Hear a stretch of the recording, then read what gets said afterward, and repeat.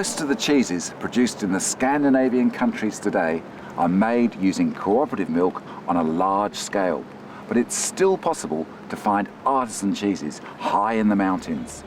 I've travelled here to the beautiful fjords of Norway to find out more about them.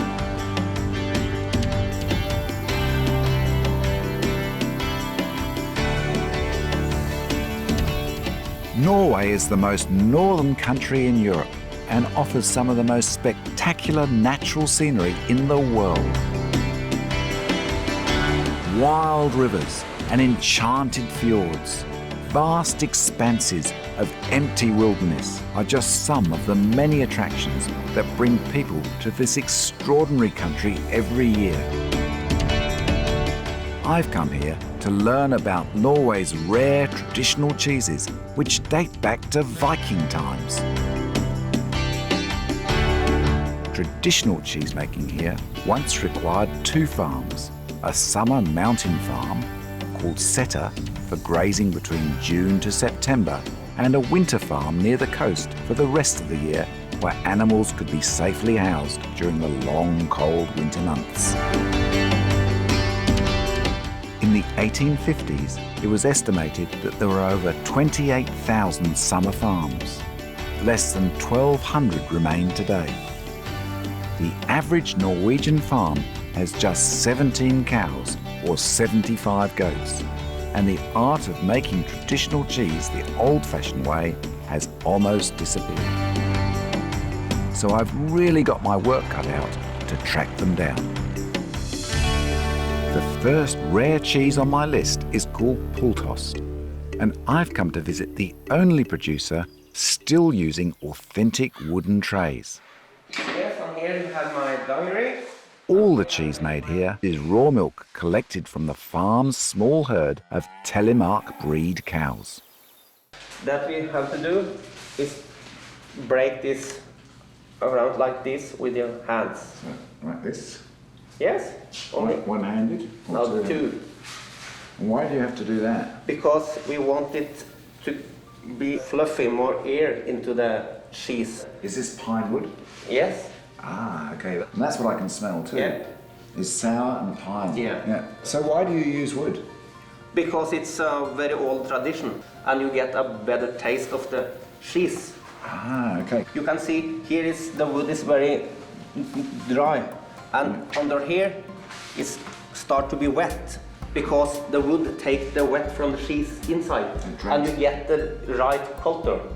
I can't use chemicals in this because then I killed the right color into the... Right, yeah, and of course... They help me to make a good cheese. Yeah, well, wood's a natural preservative, isn't it? Yeah. It's that idea that wooden boards aren't good, they're a natural preservative. Yes, of course. Yeah. And you can feel it, and you can feel it to the cheese that this one is a very perfect. Of course. Yes. Tor inherited the farm from his parents, and in a break with the summer tradition, he now makes a small amount of Pulltost in the autumn after the cows have returned from the mountains. After the cream has been removed from the top of the raw milk, cultures are added, and it's left to naturally sour at room temperature. The fresh curd is then transferred to containers to be pressed under weights, draining overnight. In keeping with tradition, the Pulltost is flavoured with wild cumin, which grows locally.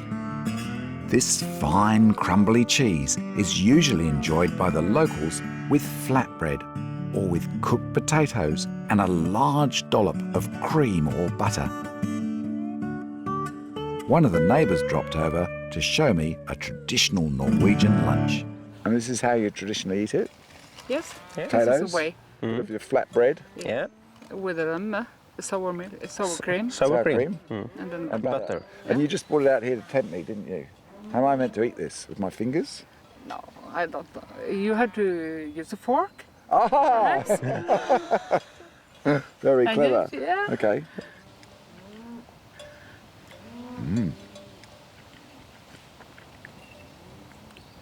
Wow. You like it? That's fantastic. They're a great combination. Creamy. Yeah. The cumin doesn't come out so much anymore. No. A lovely fermented flavour. And a lovely cheesy flavour that you wouldn't pick. What a fantastic introduction to the cheeses of Norway. Really good. Yeah, you like the cheese? Yeah, really good. Really You good. come back Yeah. with your friends. I will indeed. Welcome. Yes. Shall we go and have some more? Yes. Thank you.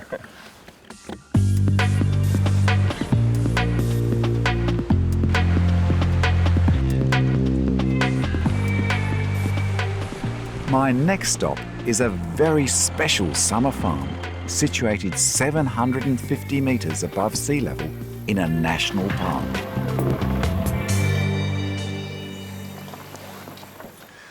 This dairy makes a cheese with a truly nasty reputation. It's called Gammelost and goes back to Viking times. And the locals claim it's made in old socks and ripened under manure. And when it's ready, it crawls out. I'm amazed to learn that this small family dairy has been making Gammelost on the same site for 13 generations. So when I look at this here, this is like a very big skin of curd on the top. Look at that. Yeah, I better not go any further than that. Fresh, raw skim milk and starter culture are placed in a vat, and the milk is slowly cooked for several hours until the curds form a crusty surface. You want to taste? Yeah, I'd love to. Oh, it's nice and warm. Sour. Yes. Quite sour. The curds are then carefully ladled into cloth-filled moulds and gently pressed. You know, I also heard that it's an aphrodisiac, is it? Yes, that's right. They say so. Well, there must be some upside in it, forgive the pun. The cloth bags are pressed and sealed using string, and then the cheese goes back into the whey bath to cook for a further 2 hours. From here, it's into a maturation cave to age on wooden boards for several months, until the cheeses have developed a quite frightening array of fluffy moulds. And this is the cheese. Yes. Whilst Venka and I were cheese making, her husband Hans was busy preparing a Nordic feast in the cabin next door. So when you're going to eat this in traditional way in Norway, you have lots of butter More butter? and cheese up there. So you don't just try the cheese by itself. No. You sure? Yes, you can. I can try it by itself. No. No. The moment the truth Yes. is. Okay. Oh. You know, I've got to tell you, that is seriously nasty. I don't know why anyone would want to eat that. That story about old socks, it tastes almost true. When it comes to describing the flavour of Gammelost, nasty is an understatement. Give me some butter. Give me some syrup. Yes. It's one of the most challenging cheeses I've ever tasted, and I can't recommend it to anyone but the initiated, unless, of course, you're Norwegian. Is this what they claim an aphrodisiac? Yeah. It's good for your sex life? Yes. Yeah? It's good for everything. It would want to be when it tastes like this, because I can't think of any other good reason to eat it.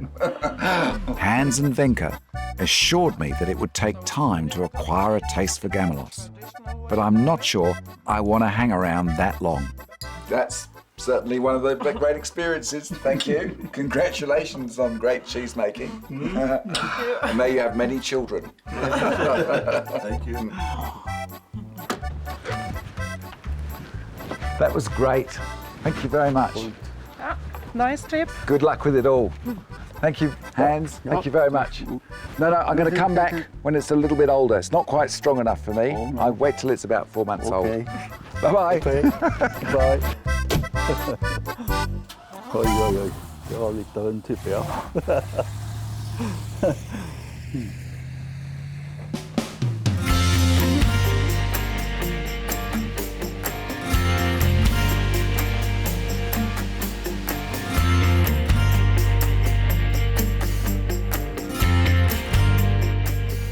most well-known of all Norway's cheeses was created using a Gouda and Emmental recipe in the 1960s.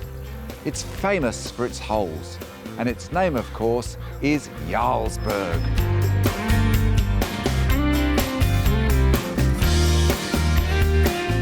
Jarlsberg is now made in different forms and sizes in dairies across Norway and even in a few countries overseas. But the original wheel is still made here at this Tina dairy, and 20 tonnes are produced every day. So tell me about the story behind Jarlsberg. Well, actually, it's quite a fascinating story. It's a combination of old cheese traditions that you have in Norway, and also that they have spent a lot of time and research on making a new cheese. So it's a new category, the Jarlsberg. So it's an old cheese then adapted to a modern recipe. You might put it that way. Milk is first tested for quality before being microfiltered and pasteurised. A very special starter which will help form the holes is added, and then the rennet. The curd is then cut and drained. Scalding hot water is added to cook the curds. They are then placed into one of the 18,000 litre trays for pressing and cutting into 156 blocks, and then ingeniously formed into their wheel shape.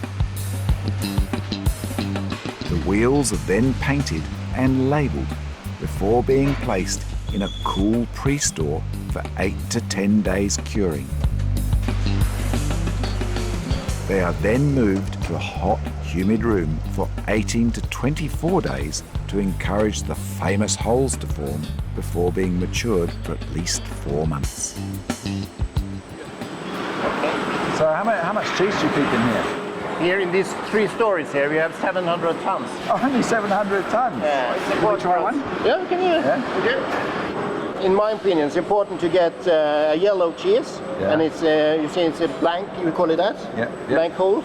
Very mild and sweet. This is very mild, and it's not finished yet. No, it's sweet though, lovely and sweet. Yeah, this is a lovely one. Yeah. You're happy with the hole so close to the edge there?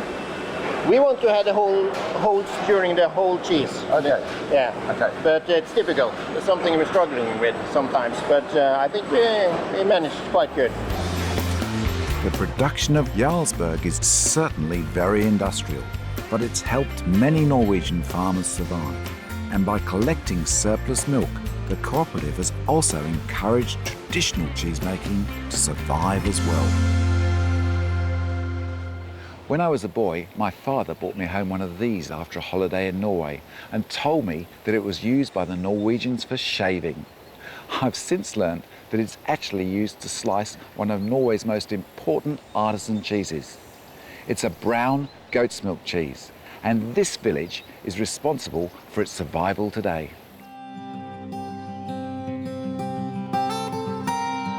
The West Norwegian fjords are truly breathtaking in their beauty, and it's terrific that this region is now protected by UNESCO World Heritage listing.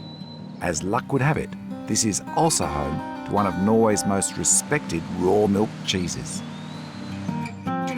Geit is Norwegian for goat, and this traditional brown whey cheese is known as Ghetost and is made near the picturesque village of Underhall. It's a valley under the mountain, and here we live 80 people and 300 goats. So more goats than Yes, people. yes, much more. Yeah. And you know, it's so steep, so the only animal who can graze here is goats. One time we buy. Pascal came to the valley 26 years ago from France to work as a farmhand and learnt the art of traditional cheesemaking from women in the village. Pascal then built a small dairy with her friends and began to produce traditional cheese and Ghetost using raw goat's milk. Production takes place in 2 stages. The first involves making a semi-hard cheese from the whole goat's milk. So Oh, what a smell of ammonia. this is a cellar of the traditional cheese, the unsalted one. The unsalted goat cheese. Unsalted goat cheese is an old one tradition. How long do you keep them in here for?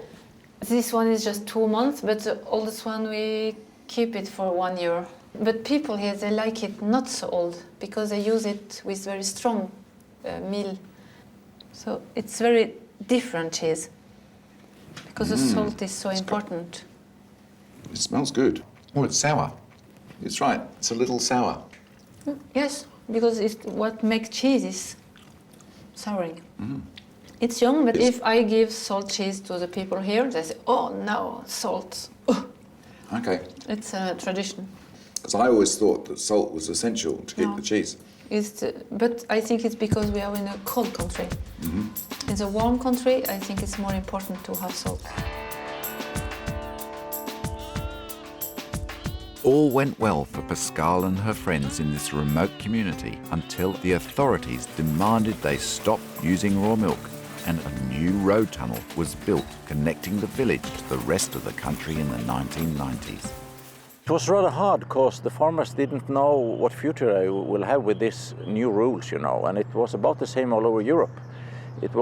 I think it was nearly up to a new French Revolution because it was a big problem. But here in Norway, the fight, I think we can say it actually started here. What followed was a 13-year campaign to continue making cheese the traditional way. Finally, after extensive upgrading of the dairy, the authorities relented and Pascal was allowed to make traditional Ghetost once again. So this is the brown cheese. This is the rest of the way, and some little milk and some little cream. This is a real goat cheese, Ghetost. Ghetost is made by heating the whey left over from cheese making.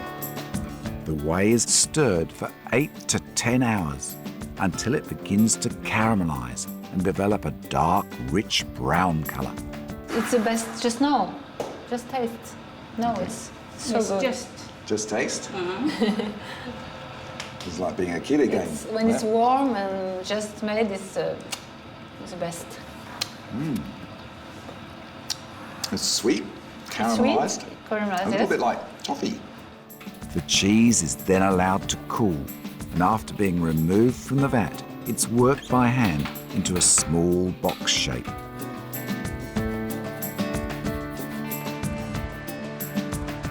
Pascal suggested I visit friends of hers at a nearby summer farm to learn how cheese was once made in the mountains.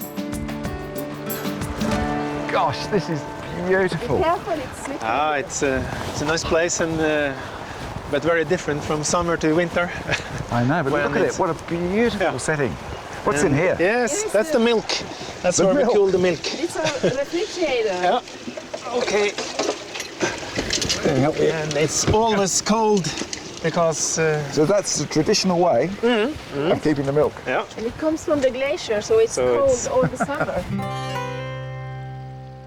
Summer farming, summer pastures like this has been in Norway as long as we have had farms, because we have a lack of resources, a lack of land where to make hay for the long winter in the lowland, and because of that people had to bring their animals, first of all the dairy cows and the dairy goats, up to the mountains, far away from the infields where they made the hay. This has to be the smallest dairy I've ever been in. So what are you going to do with this once you put it in here? After I've got it in there, we work it with the club. The club? So it gets smooth and cold. In contrast to the Ghetost made by Pascal, this cheese has a thick, fudgy texture and slightly sweeter flavour. Do you want to try? Yeah, let me have a go. So you just push it into the middle from around the edge? Yes. Is that right?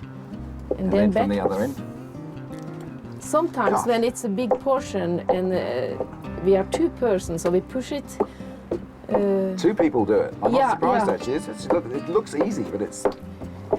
Because imagine after stirring 7-8 hours like this, It's and exhausting. then about 40 minutes like that. 40 minutes? Yeah. Okay. The Ghetost made in Gudbrandsdalen is reputed to have saved the region from financial ruin in the 1880s because it could be sold for a higher price than ordinary cheese and butter.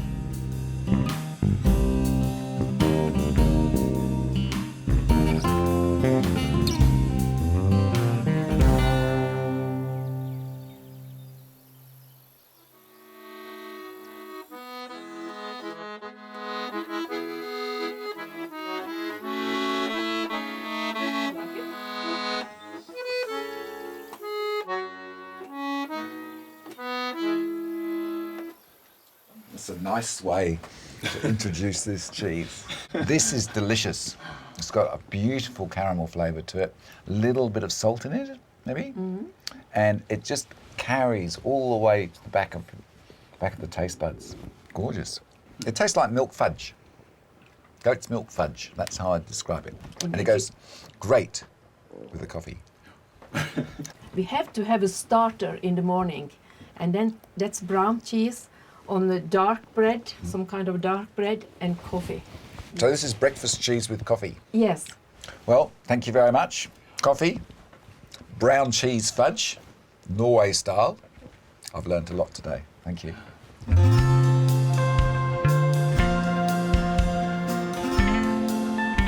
My last stop is near the coastal town of Stavanger, which boasts the largest number of dairy cows in the country. Very nice. Here, cheesemaker Hans Vold has created one of Norway's new raw milk cheeses. It's called Gjertsen. Tell me about this cheese.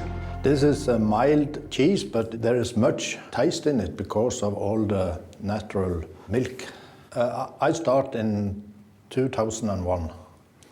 And tell me about the fight for raw milk. Yeah, I was the first that got this authorization for raw milk in Norway. So I can sell it in all Europe. But I make too little, so it's just for this area.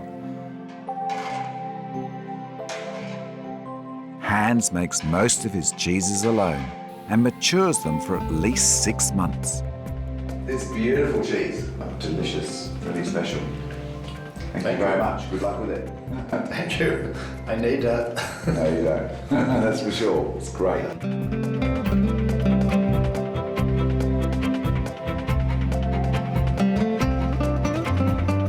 Norway has some truly extraordinary examples of cheese found nowhere else. And it's been wonderful to meet this small but very determined group of artisan cheesemakers, dedicated to ensuring the long tradition is not forgotten. I sincerely hope that a growing awareness of traditional Norwegian cheese will ensure that these important benchmarks survive for future generations to enjoy.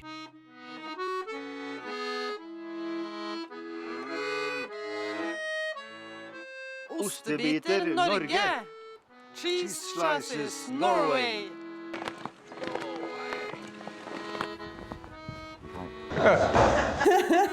Welcome. Well, it's supposed to be a troll. Ostebiter Norge.